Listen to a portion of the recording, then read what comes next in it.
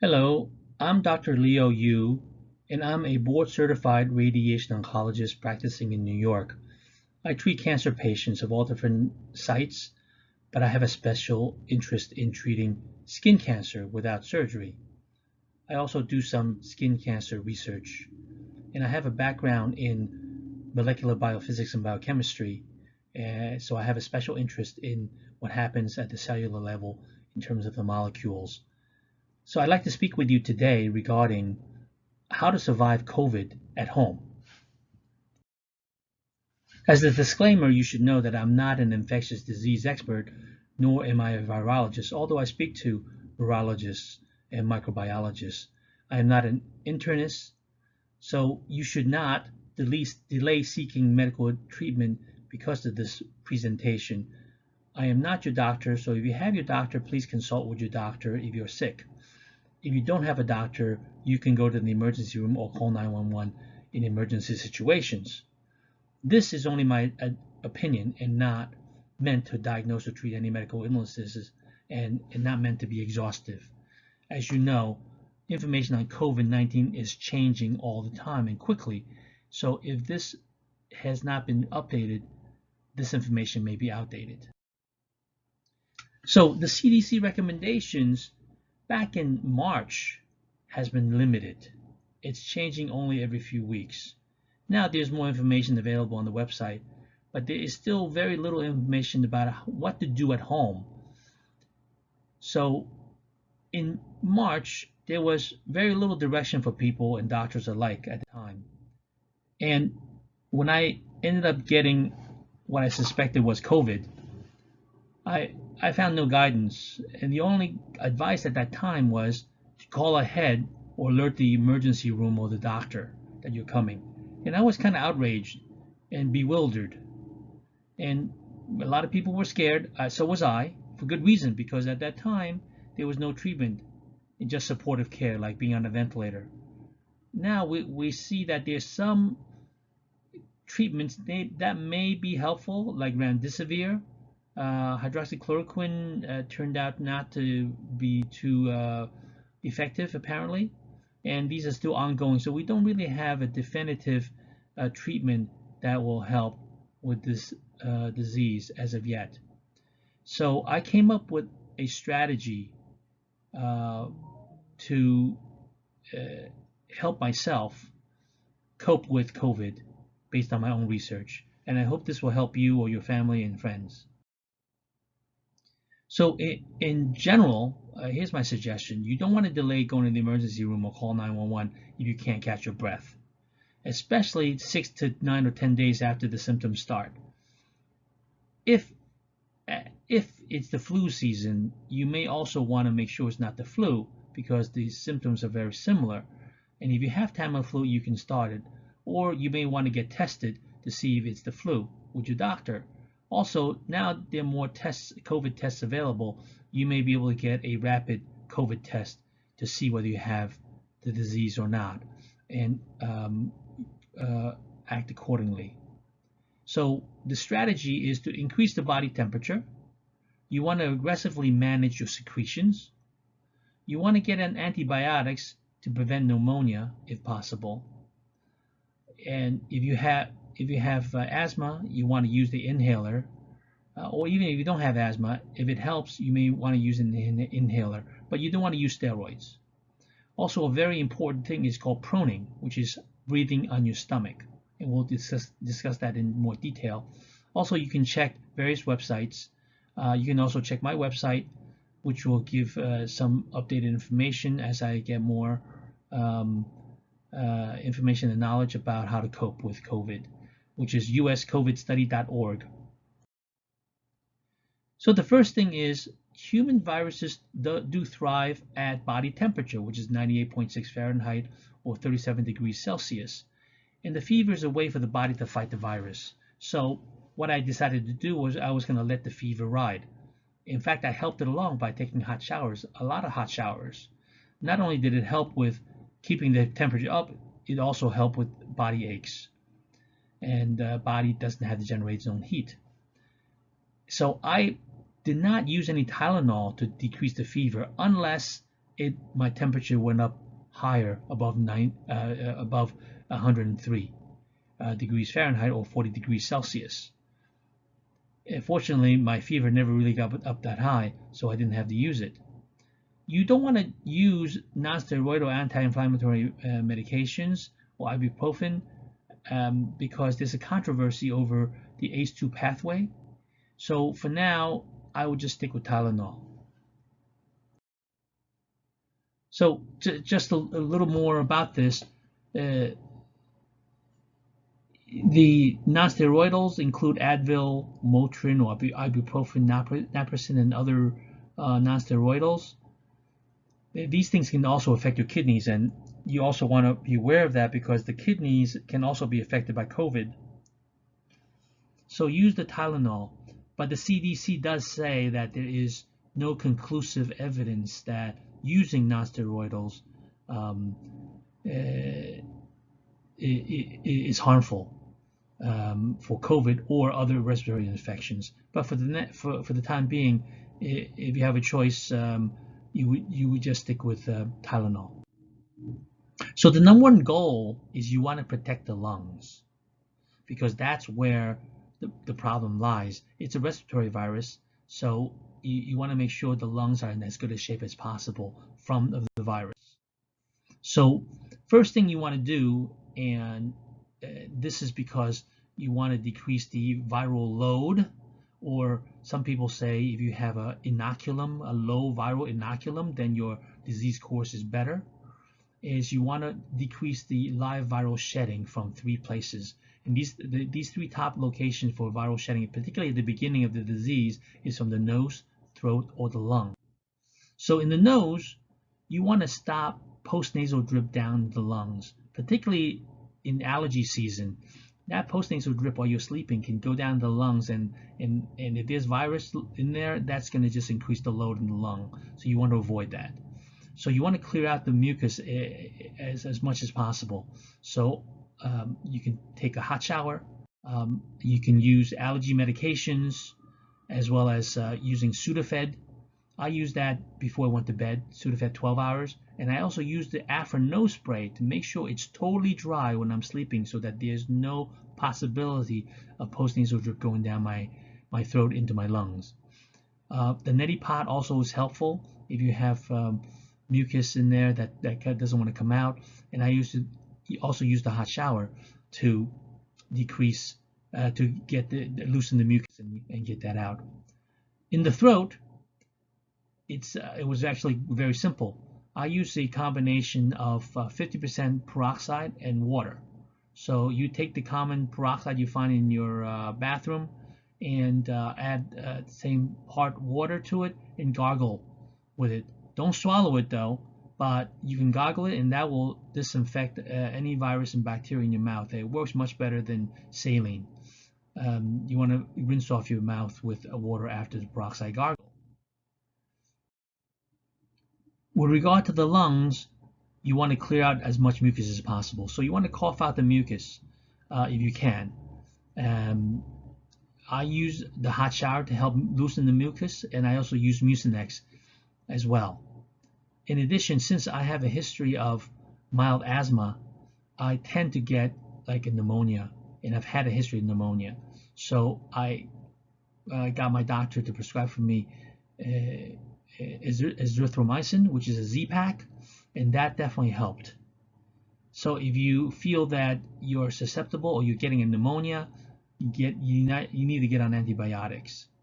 In addition, I have a rescue inhaler for my asthma, which I rarely use. However, in this situation, I felt I had to use it, so use the rescue inhaler as needed. So if the breathing gets tough, you'll have to get ready to go to the hospital because you don't want to get into a situation where it becomes much more critical. What happens in a lot of people is they wait too long and their breathing gets much worse, and then they end up being on the ventilator right away. So you don't want to delay, especially 6 to 10 days after the start of the symptoms. But if you think you can manage at home, you can do certain things to help. So To improve your breathing and aeration, you want to use that rescue inhaler up to every 2 to 6 hours if necessary to help open up the airways. You should also do deep breath holds. You want to breathe in deeply and hold it for 10 seconds. And if possible, you want to exhale out through pursed lips, like you're blowing out a candle about 3 feet away. This has been shown to help open the airways, especially in asthmatics, in people who can't afford to have the rescue inhaler, as in low socioeconomic areas. This is a technique that has been taught, and it has helped numerous people. You want to do these deep breath holds 10 times per hour, so about every 6 minutes. Now here's a game changer, prone breathing, which means you breathe on your stomach. So you, instead of lying on your back, you're lying on your stomach. And this actually opens up the airway. A study done in the New England Journal of Medicine in 2013 showed that in patients with acute respiratory distress syndrome, it saved 50% of these people's lives. So it does improve the oxygenation and clears the secretions. So this was actually the game changer for me, because I was about to go to the hospital, and then once I did this prone breathing and the deep breath holds, it really helped me feel better and allow me to stay at home rather than going to the hospital.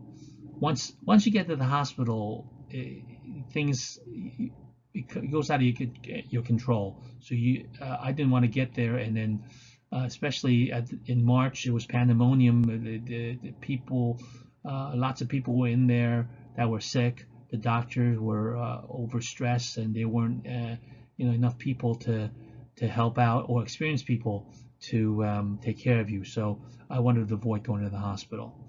And it may be the situation in your state or in your country. So in fact, the new data does show that proning does help with COVID.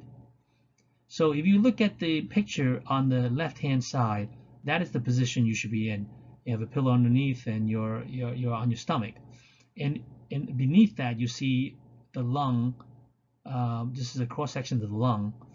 And you see that the little circles, the bigger ones are more towards the top, and the little ones are more towards the bottom.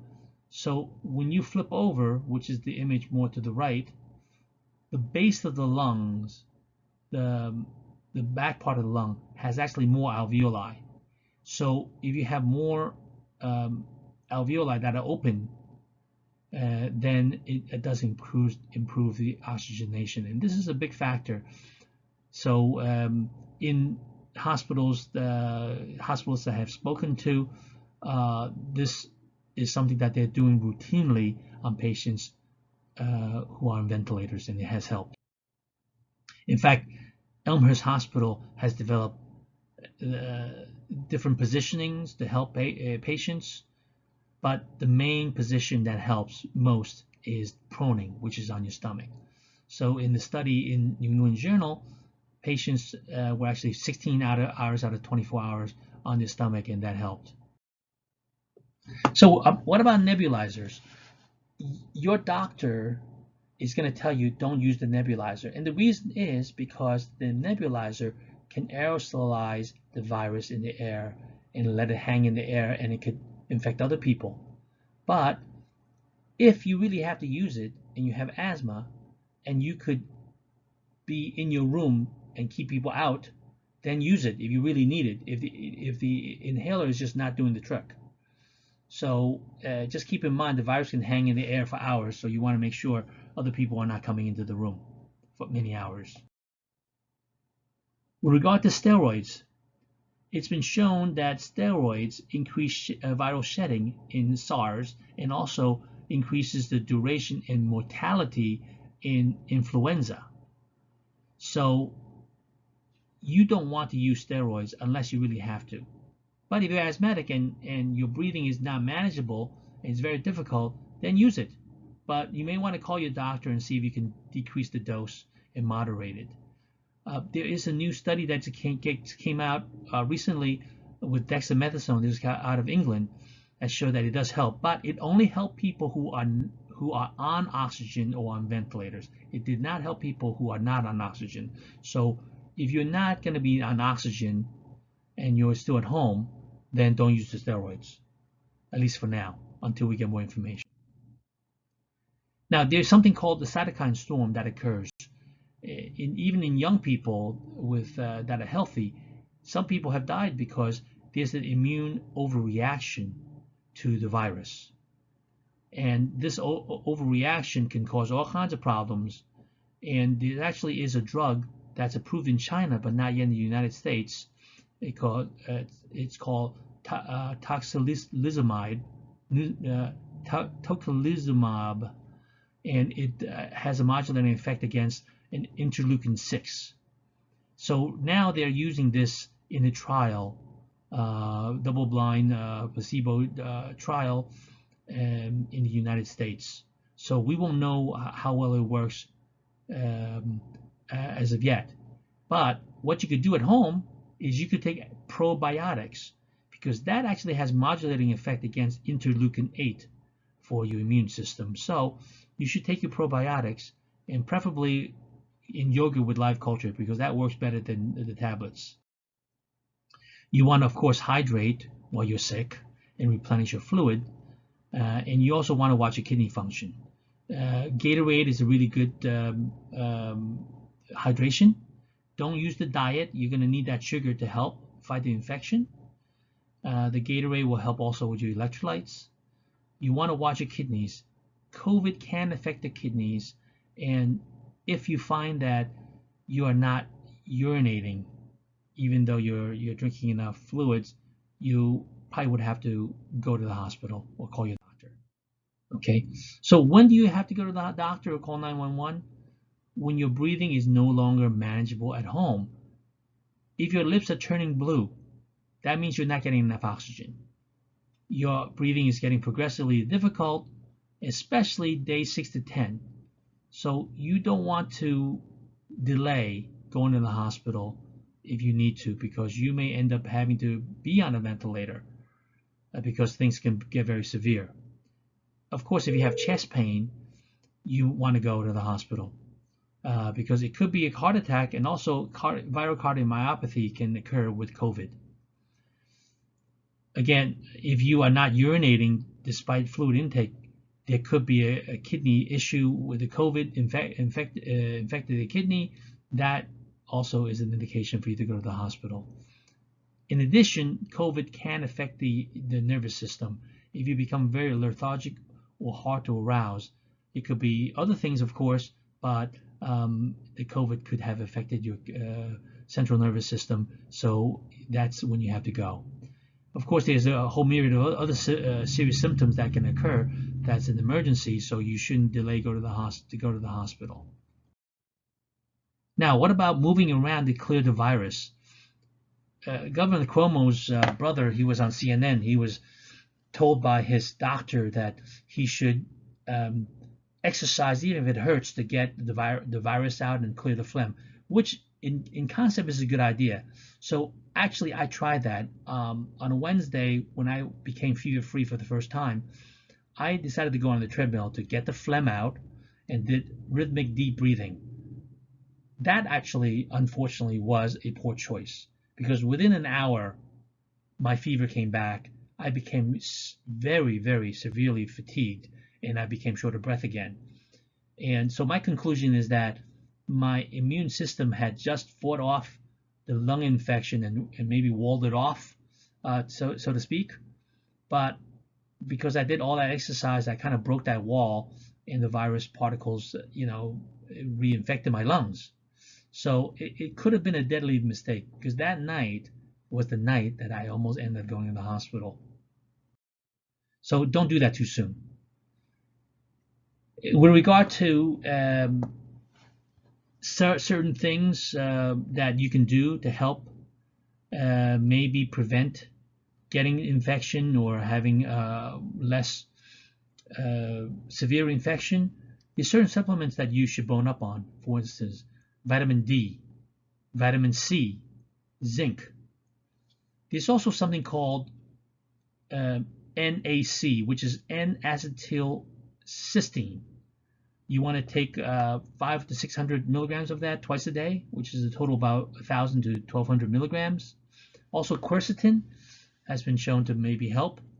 In addition, new studies have shown that people who are diabetic, maybe the A1Cs are not so bad and they've been prescribed diabetic medications. Those people who don't take their diabetic medications do 10 times worse. So make sure if you have diabetes medications that you take them religiously. Okay, so my research team and I are donating our time and research to help people with COVID. We're doing a nonprofit study to pay it forward. This involves a questionnaire. So if you know people who have recovered from COVID, they should fill out this questionnaire and give us their views about what helped and what worsened their disease course. And there's also additional helpful information on the website called uscovidstudy.org, not .com. It's uscovidstudy.org. So please go visit the website and share this information. Thank you very much.